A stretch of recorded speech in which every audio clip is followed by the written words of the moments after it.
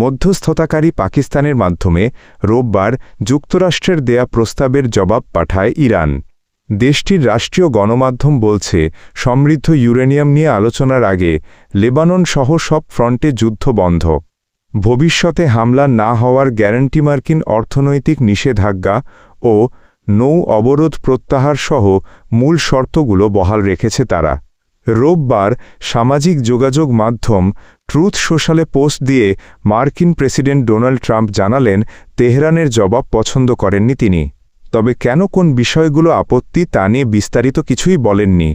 তেহরানের দাবি তাদের জবাব ছিল বাস্তবসম্মত ও ইতিবাচক। কিন্তু ডোনাল্ড ট্রাম্প বাস্তবতায় বিশ্বাসী নন বলেই ইরানে পরাজয়ের মুখে পড়ছেন।